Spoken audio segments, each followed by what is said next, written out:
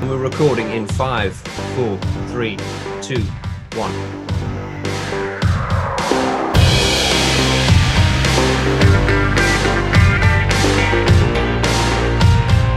Hi guys, and welcome to Piano and Keyboard Artist, where we discuss the artists related to pianos, keyboards, and synthesizers.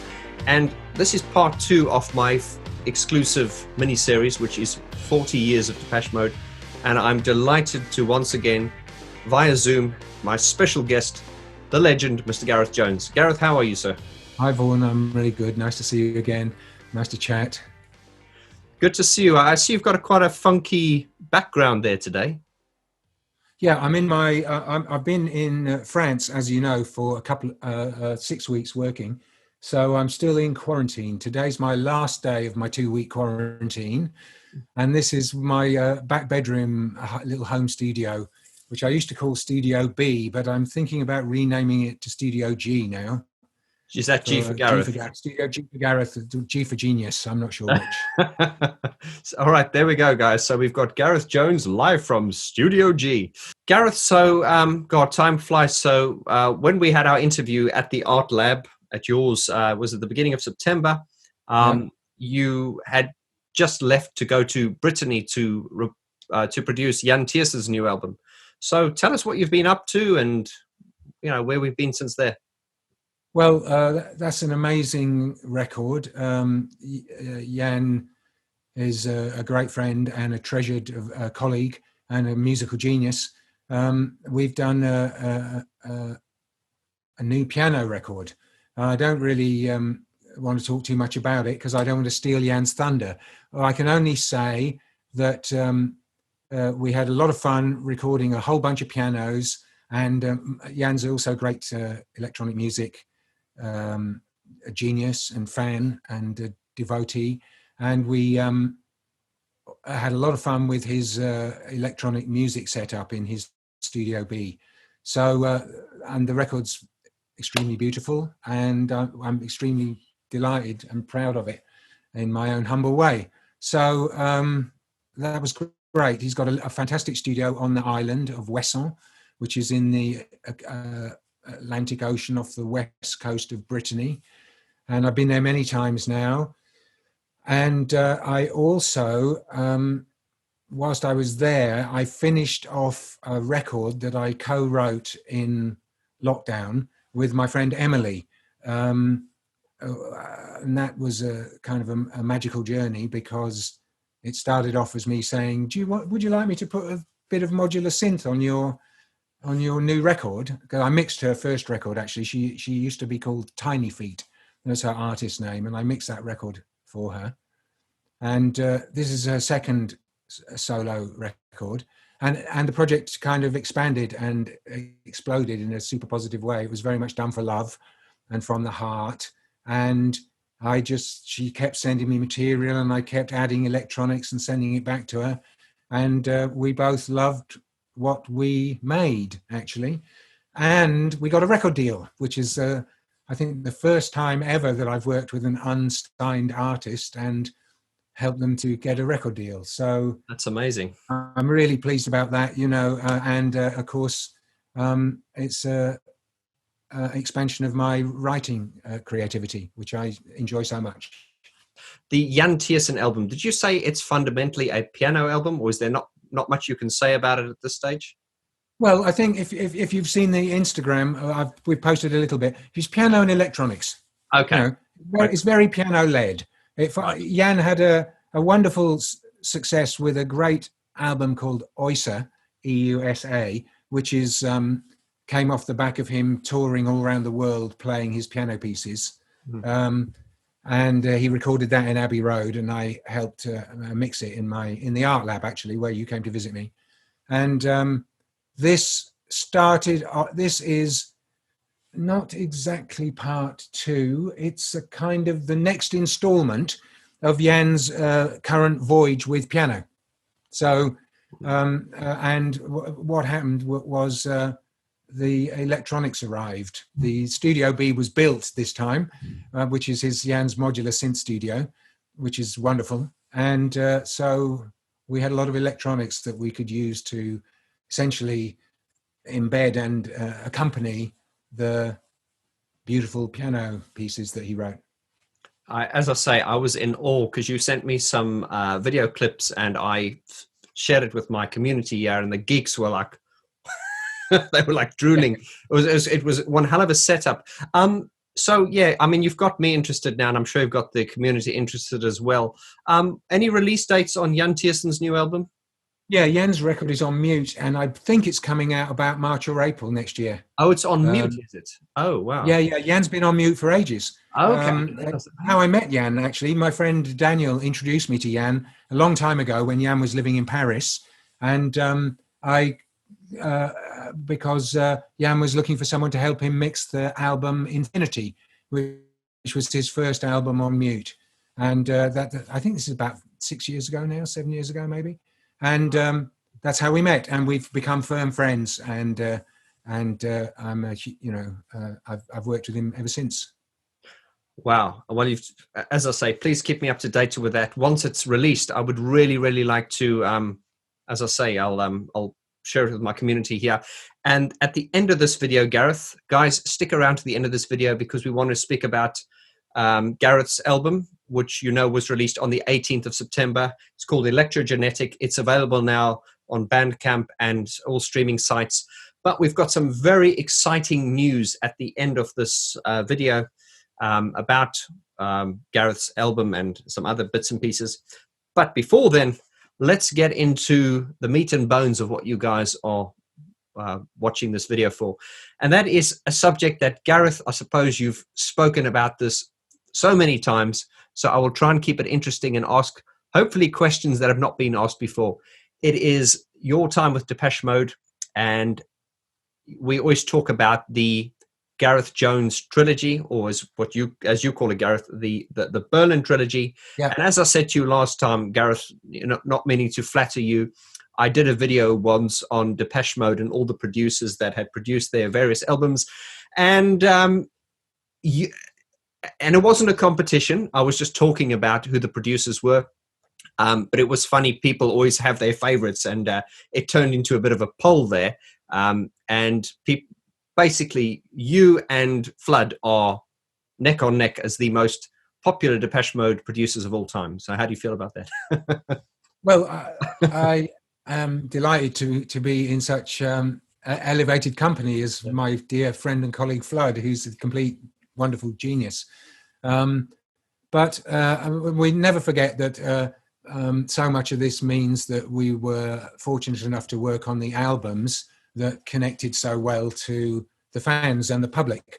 I'm very aware in my career, which is kind of over 40 years now, that when a lot of people are interested in the production work that I've done, really what they're interested in is the records that I've made. And of course, the records that I've made as an engineer and producer and mixer are all about the artists themselves and about the songs that the artists have written and the artist's vision that, as producers and mixers, we're helping to realize and bringing perhaps a little bit of our own spice or seasoning to the mix.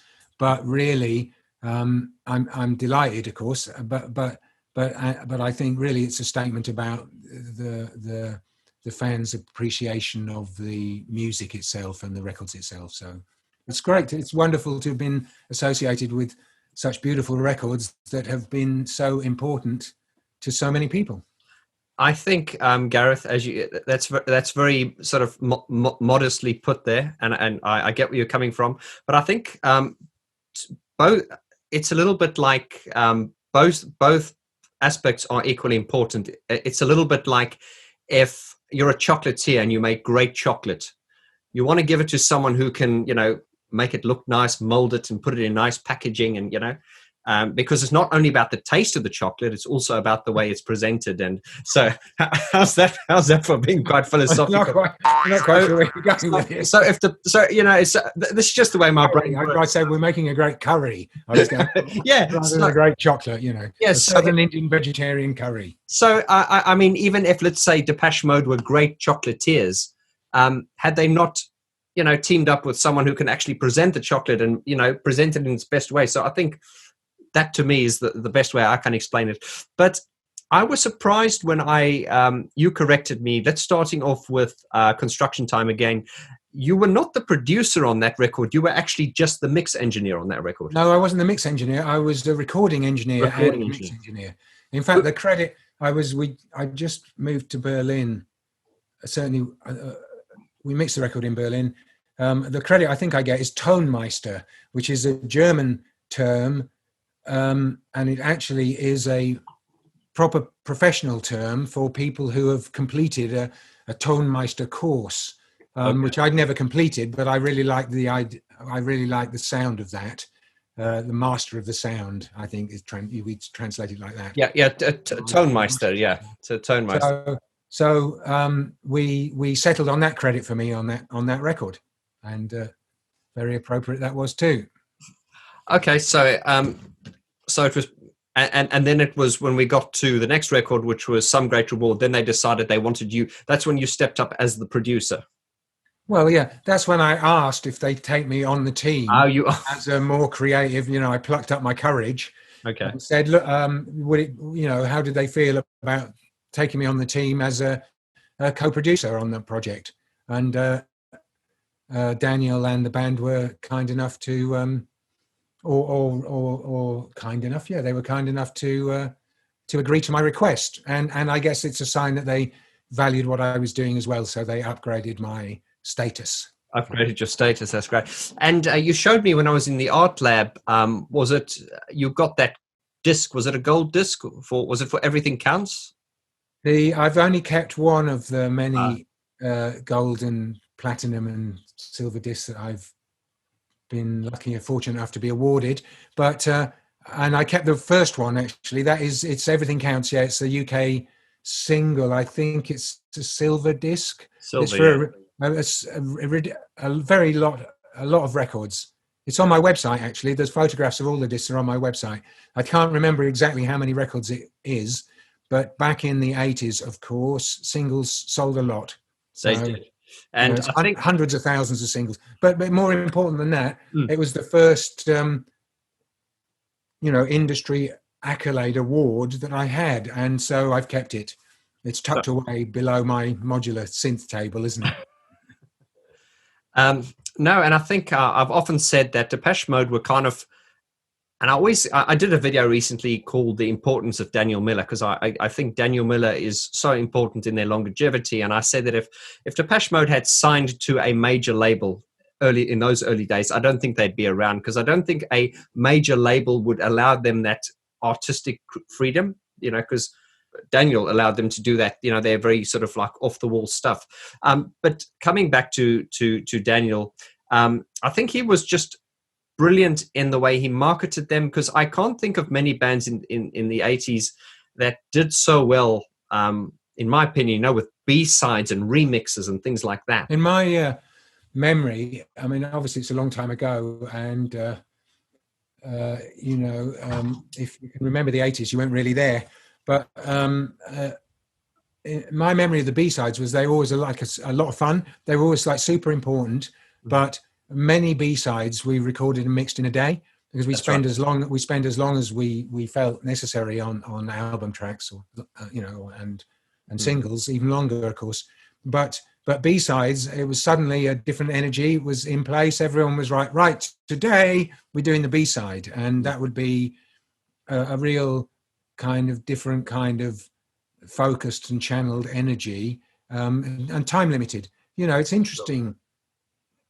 Time time management's been one of the great challenges, still one of the great challenges of my life, and it's if you give yourself 12 hours to do something, you get it done in 12 hours often, whereas if you give yourself 5 days to do the same task, then it would expand to take 5 days. My mother, God bless her, said to me many years ago that work expands to fill the time available. It does, and that's very true in many ways. There's an interesting article in The Guardian I saw this weekend about the Poor Clares, a monastery of nuns who have just released a record, and one of the sisters talks about their daily schedule, which is very structured, and in the monasteries it's been structured for 1,000 years, pretty similar.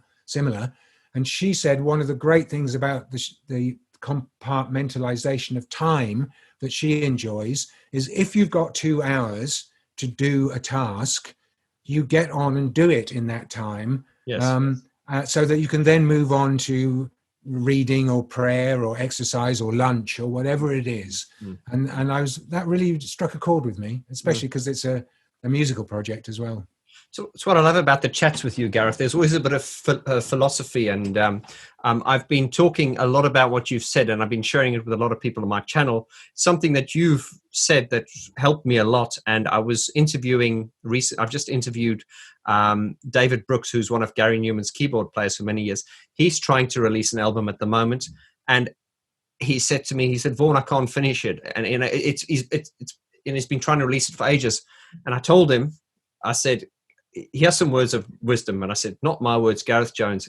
Gareth says, our job is to make it, not to judge it. We need to silence our inner critic and get it out, just get it out. And I tell you what, as obvious as that sounds, it's like, it is always like that timeless wisdom is always quite obvious, but that has actually helped me a lot. And as I said, I haven't taken credit for saying that. I've told people that you're saying, and it does actually help. It's just like, as you said for yourself, when you got your record out, which we'll talk about later, you went, I'm not Martin Gore when it comes to writing songs, and then you said, I'm not so-and-so, or I'm not Beethoven, but I have this, I want to express this, I'm going to get this out, I want to silence the inner critic.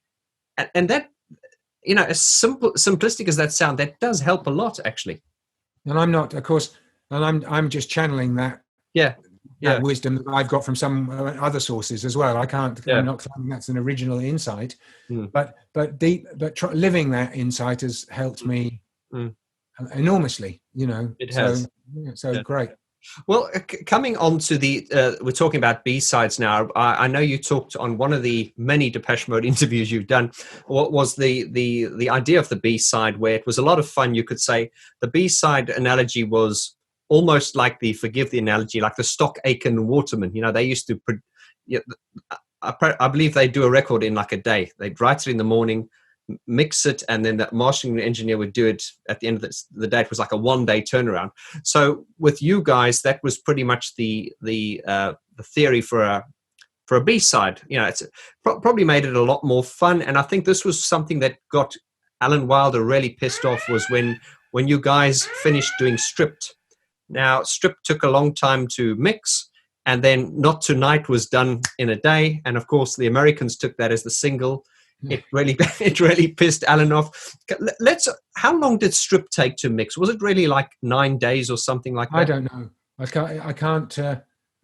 I can't remember. It took. We were very fortunate, I felt at that time, but to be able to grow and develop, because of the support of the label and because of the success of the band. I never felt under time pressure as regards studio time. Right. So I mean, I'm sure there were constraints, but they were kind of transparent to me. So I don't. So if it felt like if it felt like we needed a few days to mix a track, then we took it, and no one ever complained or got. There might have been frustrations because we were struggling, but no one ever started to fuss about budgets, or the constraints were always with schedules, with people wanting to go on holiday or on tour or to do promotional things. These were real constraints, but I never felt a budget. And I'm very thankful for that, because it allowed us to pursue experimental electropop, which is what we were trying to do at the time, all of us. And in order to experiment, not every experiment succeeds, right? That's what an experiment is. So we had the space and the time to fail, which was hugely valuable and a great part of my learning curve in creatively, musically, and in life, actually, being allowed to fail and say, well, it doesn't matter. We failed. Today failed, but tomorrow we try again. And another thing I would like to add about mixing, of course, in my memory of mixing with Daniel and Depeche in the Berlin trilogy, was that we had this philosophy that recording was never finished. So it wasn't like at the mix we had masses of synthesizers set up. So it wasn't like, okay, here's the tape as it was in those days. We're sending it off to America for someone to mix it. We were mixing it ourselves. We'd recorded it. If Martin or Dave or Fletch or Alan or Daniel decided, or me decided something was missing, or something needed beefing up, or hey, we could do an edit here or open this. All of this was still very doable at the mixing stage, which is rather like modern mixing now, actually, when it's in a computer. You know, if you decide the middle eight's not long enough in a computer, you add an extra 4 bars when you're mixing it. It's not a big deal. It was a bit more technically challenging when we were working on 2-inch tape.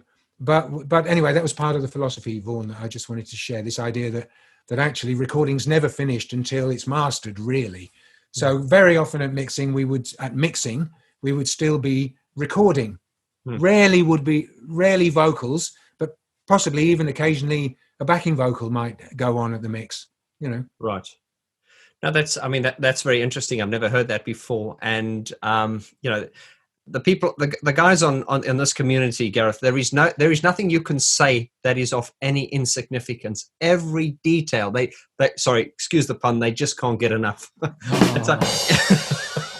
Do we leave that in? Yeah, of course. Thank you very much. We're here all week. But Gareth, if I say to you 40 years of Depeche Mode, how does that make you feel?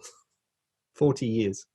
It makes me offer the most fervent congratulations to the band. You know, all of them, all the members, past and present. You know, from the live band, the studio band, the songwriting.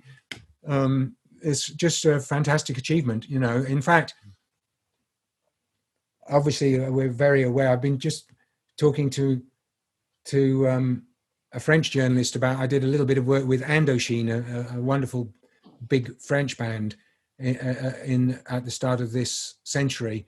I mixed a couple of records for them. They were also doing 40 years, and really it made me think, well, look, it actually, the Depeche have been going for 40 years. It took me 40 years to write my own album. So, you know, really heartfelt congratulations to people continuing to be artistically creative, which is a kind of a given, I think, for any artist, but also to still be connecting with the audience and putting in the work to do these incredible tours and massive shows that the band have done over the decades. So what it makes me feel is admiration and a big and a lot of love and congratulations. Yeah, great answer, Gareth, and I'm glad the way you only saw the positive side to that, because when I say 40 years of Depeche Mode, most people just go, oh God, oh my God, I feel old. And I'm glad that didn't come to your mind. You just saw all the, you know, the positive reasons. And well, Vaughan, I'm very used to the idea. Obviously, I'm an artist and I'm getting older, but I'm very used to the idea from childhood that many artists do some of their best, deepest, and most relevant work as they get older. Correct. I know that, you know, traditionally, pop music, you know, the electronic pop, the experimental electronic pop tradition we're building as we go along. But, you know, there's this idea that in pop music, it's kind of, after you're 25, it's all irrelevant. But you know, some of the great artists I've had the privilege to work with over the decades, including Depeche Mode, are not just pop musicians. They are artists and musicians with a vision and channeling a spiritual energy of creativity that is going on their whole life. And so, you know, I wish the band and Martin deepening and extending and ever more opening creativity as the decades go on, because you know, I mean, I'm used from jazz musicians, classical musicians, writers, actors. Many people do their best work in their final decades. I think it's really important that we.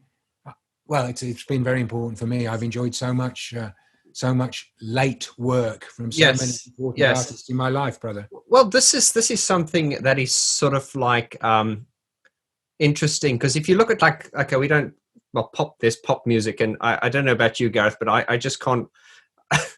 It's probably an age thing, but I just don't follow pop music and stuff anymore. But you know, the pop thing was always about image, the way you looked, and especially in the older days, I think it's changed a lot now. And correct me if I'm wrong. It was kind of like if you were 30, that's game over kind of thing. You know, in the pop industry. But that has really changed over the years now, where it's accepted that, and I always thought that was terrible. It's like, hang on here. Not to be condescending to a 20-year-old, but how much life experience do you really have? Whereas someone in their 60s or 70s, what great richness they've experienced life, and they can really, you know, and also you've developed your skill to a higher plane. So I think a really positive thing about this is I found the music industry to be less ageist these days. It's probably because the music industry is a lot more independent, you know, because it's also because the art form, if I can presume to call it an art form, is relatively young. So that really rock and roll started in the 50s, didn't it? And then into the 60s. But really, you know, Paul McCartney is an example. He's kind of leading on the crest of the wave that's moving forward through time. In other words, it's such a young cultural event, such a young art form, such a young industry, that obviously now in this century there's more acceptance of older artists because we've all grown up and the artists are still alive. So that if you loved, I don't know, if you loved Rolling Stones in the 70s, you might still love Goat's Head Soup and Sticky Fingers and so many other great records that they made. It doesn't make them less relevant. They're still available. And the fact that I was super impressed. I've never been to Glastonbury, but I do watch it on the telly. And I was very impressed when the Rolling Stones headlined it. Yes. Whenever it was, 3 years ago, whenever it was, because I would never go to a Stones gig. I'm personally not that interested in what they're currently putting out on record. I don't know why. It might be awesome, but I'm not that captivated. But it was amazing to see them performing to like four generations of people, and I really appreciated that, the mastery of that kind of. I thought that is wonderful artistic connection and wonderful entertainment skill, that you can do a gig that people of 17 are enjoying and people of 70 are enjoying, and everyone in between. I know Glastonbury is very mixed crowd anyway, but that was truly great. And I really I evolved a huge level of extra respect for what the Rolling Stones are now doing because of that, because I thought they are genuinely connecting to people. Correct, yes. And if we talk about the 40-year anniversary of Depeche Mode, I've mentioned Ultravox have now done 40 years. OMD have done 40 years. There is something precious about this generation, which you're part of, because, you know, we talk about the Rolling Stones generation. That was kind of like the previous sort of generation. But you, Gareth, are part of that that legendary start. You know, you're one of the... Look, we get electronic music these days, and you can't even really call it electronic music because everything has elements of electronic to it.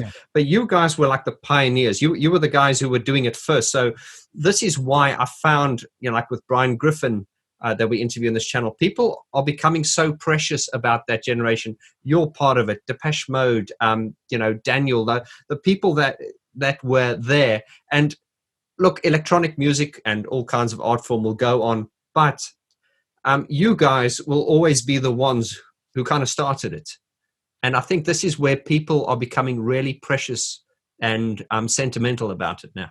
Well, we were very early adopters, and we felt we were definitely on an electronic music quest, an electropop quest. But we had our own inspirations, of course. Before I can't. I'm speaking when I say we. I'm speaking about my memory. I don't want to speak for Daniel or Depeche, of course.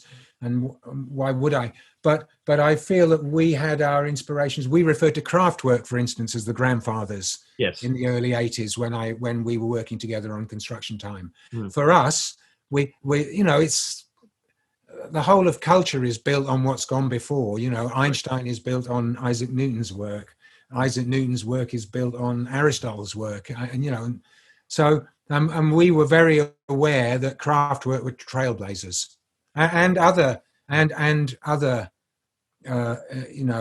whole krautrock movement that came out of the 70s with this embedding the work that Connie Plank had done with Neu, this repetitive electronic rhythms,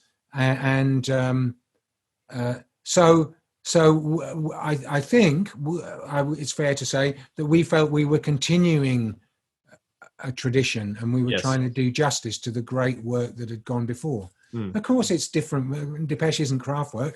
The songwriting's different. The singing's totally different. It's a different thing altogether. But we were very aware that Kraftwerk had made electronic pop, and we were very inspired by it.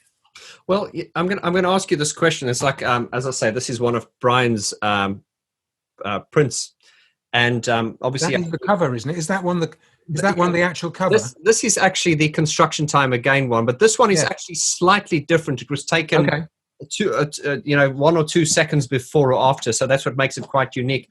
But the question I've asked Brian a lot, and I'll ask you, is, Gareth, when I asked Brian and I said, look, Brian, you were doing these photos, did you ever think, and I'm going to ask you this, Gareth, did you ever think that 40 years ago your work would become so iconic and that we'll be speaking about it 40 years later? Did you really think that at the time? I didn't know, no, because it's not quite it's nearly 40 years from my work with Depeche. 38, I think, 38? Yeah, there you go. I would say 38. Yeah, I think we started with 82 probably we started. I think the album was 83. So, but anyway, obviously the band predate my work with them. So when I was kind of relatively young, and I wasn't really thinking that I had no idea about the aging process, and I just hadn't thought that far ahead. But one thing that has always been very important to me about and very intriguing and very captivating about the recording process is that it is an attempt to capture a moment or a sequence in time. Obviously, it's not a photograph. Allegedly captures an angle of a moment, and an album captures a moment, and you record performances, and that's a different. It's archival. I've always been fascinated by this idea that you can freeze time with a recording. Yes, you can. So that's kind of magic, and it's wonderful that going forward people can go back to. My field is I'm very interested in making sound recordings, so it's wonderful for me that I can go back to the 30s and the 40s and hear sound, and the 20s even, and hear sound recordings made in the 20s, and similarly. And so I came out of this tradition where I knew, my grandfather had 78 records. I was very aware that if you made a record, you were kind of making a different statement. It's not a live performance. Yes. A live performance is beautiful, but it's transient, and you experience it. Unless it's filmed, it's then gone. But the record is somehow an iconic archival object. It's a snapshot of time, kind of thing. It's like a little film. Yeah, it's more than a snapshot. It's like a film, isn't it? Yes. It's because of the dynamic nature of it. Yeah, but So I wouldn't say that 40 years ago I was sitting in the studio with Depeche going, well, we're going to be talking about this in 40 years. If I'd been doing that, I think I would have kept detailed diaries, and then I could have published a book. Yes, yes, If yes, I'd yes. have realised what I was part of, you know. Mm. But I was so swept up by the joy and the creativity and the experimental attitudes and the wonderful friends and personalities of the band and Daniel and the record company that I wasn't thinking about. The only archiving I did was making the recordings. So, Yeah. Well, Gareth, as a very spiritual person you are, this was something that really a lot of people mentioned this. I don't know that there are interviews with you online, obviously, but the interview that I did with you, I don't know, maybe it's just the questions we asked or the way we flowed, but people really sort of picked up on the fact that you're a very spiritual person. You're very sort of in tune with things, and that comes onto the Electrogenic album, which we're going to talk about in a moment. But I want to ask, when you guys recorded Black Celebration, there was a theory to come in every single day for, what was it, 6 weeks or the duration of the album, to kind of live it. And do you think that coming in every day and that claustrophobic nature, do you think it imprinted itself onto that record? Because that record does sound, although it's beautiful, I rated it 10 out of 10 in my recent album review series, but it does have like quite a claustrophobic kind of feel to it. Do you think that was due to the coming in every day for 6 weeks? I think that's a contributory factor. You know, that's obviously it's about the songs again, but I mean, it was Daniel's idea, inspired by Werner Herzog, the great German filmmaker, who had done these incredible movies in Fitzcarraldo and the movie when he's in the Amazon jungle moving a piano through the jungle, building an opera house. And I mean, this kind of dedication to the cause was hugely inspirational, and I believe that was the inspiration for Daniel's idea, where we said, look, let's do this one. Obviously, when Daniel had the idea, he'd heard the demos already, and he had some kind of feeling that we were at a stage now where this would be a great way to build this album. And we all, I mean, as far as I recall, we all embraced the idea very enthusiastically. We thought, oh, we haven't done that yet. It was a new thing, you know. That is, I think a lot of creative people respond to a new thing, I know, especially a constraint. That's like a constraint. What it's saying is, the constraint there is, we won't be taking any time off.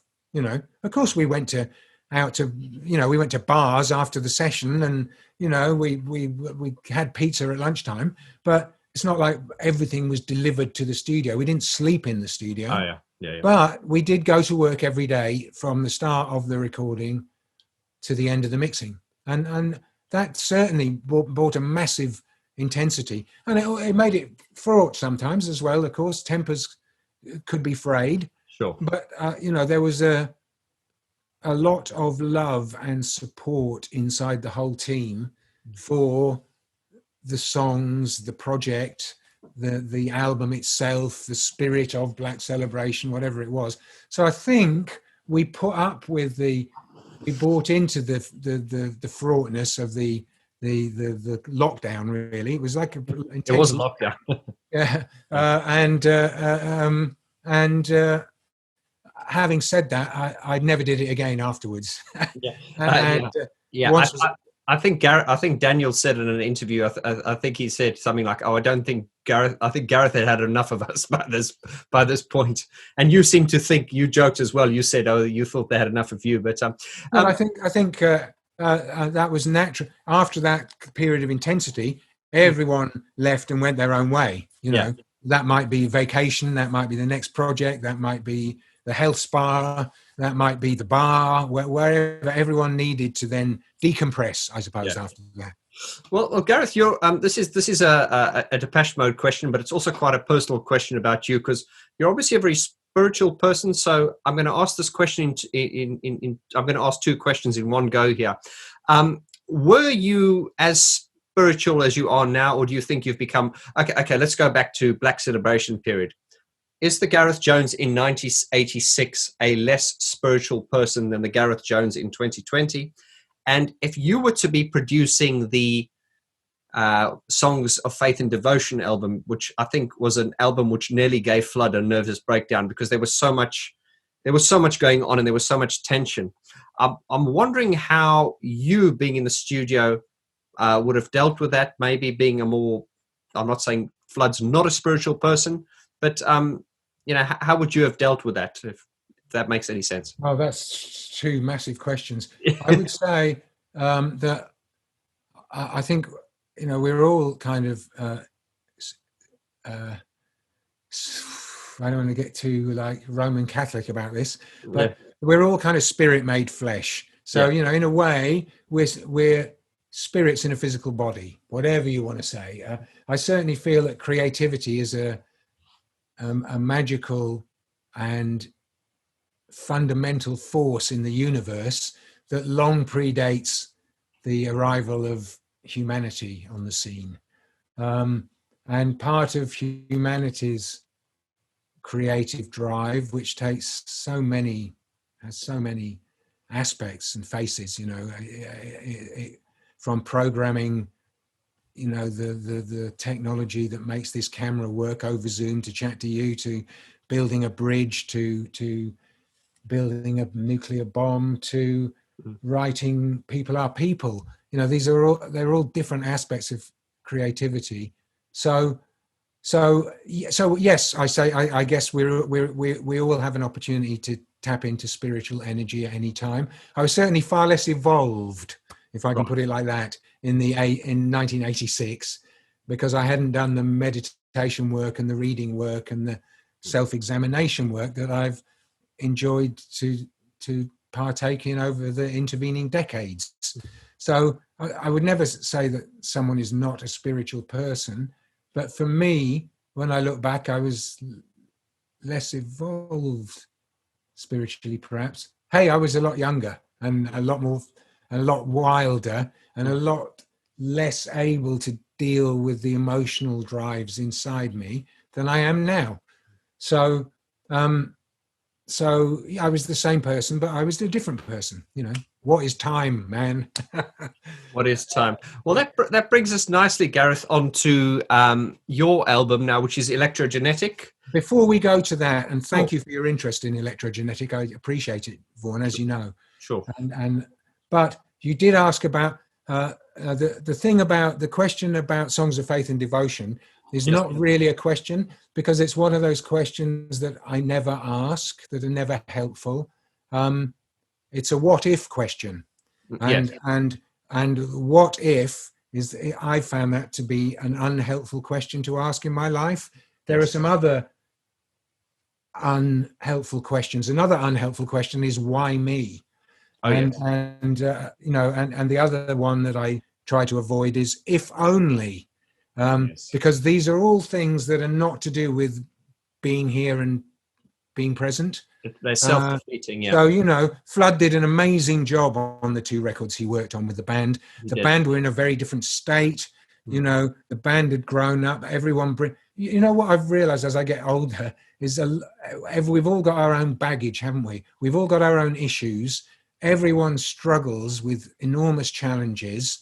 And I think, the more compassionate we can be to other people, realizing and understanding that most people are just doing the best they can with what's available to them, kind of helps. I think Flood did a Herculean task, and I think the band would say the same. Actually, it was clearly a very difficult time.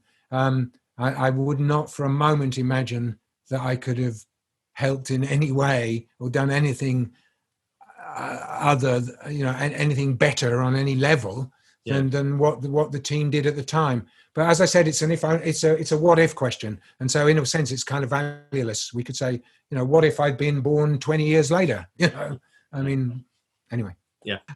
Gareth, here's a question that one of the subscribers wanted to know. They wanted to know if Depeche Mode approached you to do another album, would you do it? I would. That's a what if question, right? I suppose. Yeah. So yes, I would. Yes, I would. I would. I'm a huge fan of. We're not. I feel a very close, intimate relationship with the band, and not that we're friends, not that we're chatting on a month by month or year by year basis even, but because we went through such formative processes together, I feel a deep and underlying respect and friendship. So if an invitation was extended, if it was felt to be appropriate, theoretically, I would love to be involved. Yes, because I'm a huge admirer of the songwriting and of the spiritual energy. But like I say, I don't like these what if questions. I'm really, it's out of courtesy to you that I'm even answering it. I should just say, that's a what if question, Vaughan. We don't do those. Yeah, exactly. Well, what if you'd released Electrogenic 40 years ago? Well, the thing about it is that Electrogenic, I couldn't have released it 40 years ago. Yeah, of course. I started where I was and made what I made. So. Yeah. Well, that brings us nicely onto Electrogenic now. So, guys, you that are watching this, this was released on Bandcamp and digitally on the 18th of September. And it was also released on limited edition cassette. That's right, Gareth. Yeah, well, cassettes aren't. We're making cassettes. They haven't arrived yet. Right. Okay. So yes, the Calm and Collect, my friend Nick's label, Nick Hook, a great friend of mine and a wonderful spirit and a musical genius, has a small label called Calm and Collect, which is essentially a cassette label. Oh, okay. We've known each other for 10 years now. We've have our own collaborative project called Spiritual Friendship. And a long time ago, Nick said, when you make your own record, I'll put it out on Calm and Collect. Okay. And so we had so he's kind of my A&R in that respect. One day I came to him, he knew I was working on it. I said, well, Nick, here's the record. So, of course, we put it out. Yeah, Gareth, I was on holiday recently, and Nick, I found this message on my Instagram. So Nick had recorded me a voice message to thank me for the kind things I said about Calm and Collect. And so, as you said, you'll introduce me to him someday. And I'd love to. He's such a great guy. So he is Calm and Collect. Are they getting behind the cassette pressings or pressings? Yeah, or we're trying to do two different cassettes. Yeah. I think we're doing the same music. We might be doing the European one with one bonus track, but we're doing a one black and one white cassette cover for the different territories. It's very expensive to ship cassettes across to America. So, and correspondingly the other way, obviously. So we decided to kind of have two sources of cassette. So what we're trying to do, and this is all details that have been worked out because we're rank amateurs in this game, but we do like cassettes. And I could show you, I've got a wonderful cassette recorder here somewhere in Studio B. I'll show you if I can, if I find it. But so we decided to try and have a source in Europe where you can order a cassette if you want one, and a source in America. Otherwise, the postage costs get exorbitant and, cost more than the cassette costs, which is a bit much, I think. Okay. Well, let's give them some of the other there we go. No, I found it. Oh, brilliant. My Sony Walkman cassette I've had completely refurbished. Brilliant. I've had since the 80s, and it sounds really amazing. So I'm delighted with that. I used this as a backup recorder when we recorded the vocal samples and the metal samples for Pipeline. Oh, wow. That exact thing. Yeah. I used Stellavox as well, which is in my Studio A, where you've visited, but also this. So. Wow, that's amazing. Well, Gareth, let's get on to the vinyl now. As I say, guys, I want to just give you, Gareth and I haven't sort of fine-tuned the plan, but we're going to sort of throw this out to you guys in the community here. And also, this is a very, very exciting thing. Gareth Jones, for the first time ever, has agreed to come onto a live Zoom chat. Now, I will give you guys details as to when that's happening. I'm teaming up with Rob Rom from Depeche Mode Global, the Facebook group. Hello to you, Rob. And the idea is we're going to get Gareth in on a chat Now, this all depends on COVID and the lockdown. But Gareth, I think we agreed I would probably come to the art house, or you would come to my studio here, and we would jump in on this Zoom call. Guys, this will be your opportunity, and this has never been done before, for you guys to get in on the Zoom call and ask Gareth any questions you've ever wanted to ask him. And I think that I promise to answer them all, but I'll do my best. Yeah, provided they're not what-if questions.